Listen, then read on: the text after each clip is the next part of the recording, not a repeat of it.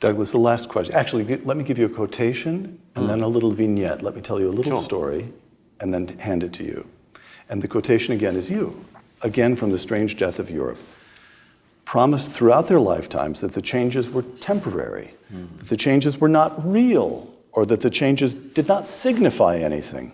Europeans discovered that in the lifespan of people now alive, they would become minorities in their own countries, close quote. Now here's the little story I'll tell you.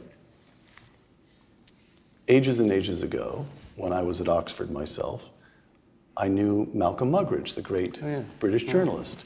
And Malcolm Muggeridge used to say that he often used to say, surveying what he even then saw as the decline of the West, used to say that he felt himself in the same position as a Roman in the 5th century.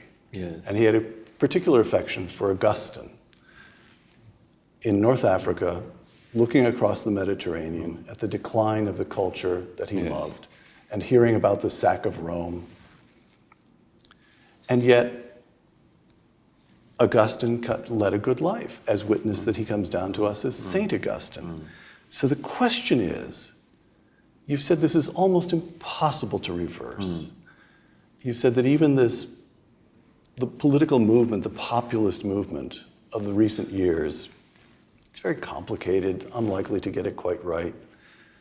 So if it's over, Douglas, if it's over, if in your lifetime it's over, how does Douglas Murray lead a good life? What is the definition? What components of fighting back, of resignation, do right-minded Europeans somehow or other establish some kind of analog to the Benedictine monasteries where they try to keep the culture alive? What will constitute a good life if, as you argue, it all just winds down? My own view is that it should partly be done by living the life that we thought to be a good life until yesterday. We're very unlikely to come up with an entirely new definition or invention, very unlikely that we're going to invent new gods, very unlikely we're going to come up with new religions, very unlikely we're sitting here in Florence, very unlikely we're going to be able to do anything this good again. So why don't we have the recognition of what a good life was that was very recognizable until yesterday? Now, that can't be done. Roger Scruton and I were talking about this recently. Roger Scruton, the great conservative philosopher. Yeah, this can't be done by government diktat. It can't be done because the President of the United States or the Prime Minister of Great Britain says that it should be so. There are certain things they could not do that might make it easier. But this just comes from people.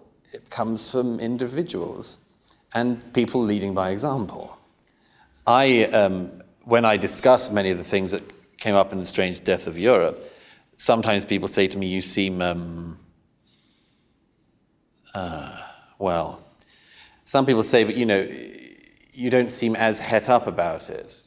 And that must mean that you know it's over, because otherwise you would be more... Yes, there's a difference between fight and resignation. Yes. There's a difference between those two. And you work out, don't you, as an adult, what it's worth wasting yourself on, and what points you should keep making, and when you've made them enough, and when you've hit your head against that wall enough, and you just have to work it out. And I've said everything I can to try to warn my fellow countrymen and Europeans and Americans and others who've taken the book to heart of what I think is happening. But I don't intend, I've done my best shot at it. And my own view is that after that, you have to live the life that you ought to live in the civilization you enjoy. And you see, it's more than enjoyment, obviously, isn't it? One of the problems, one of the things I wish one could communicate better to people is that all the things that they think are excluding people are not. They're offering people the best chance they'll ever have in their lives to get to civilization, or civilization to get to them.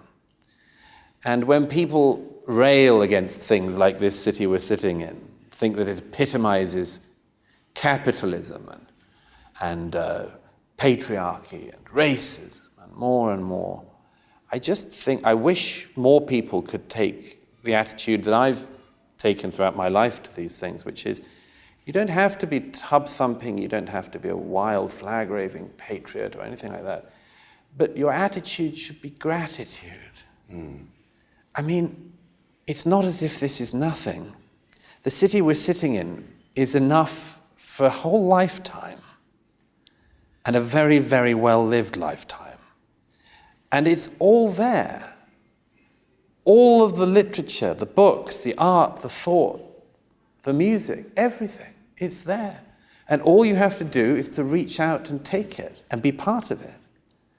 And that seems to me, in this culture of hatred and this thing I go into in the madness of crowds, of this just endless zero-sum hatred and bitterness and blame, is just to turn that around and say, how about feeling grateful?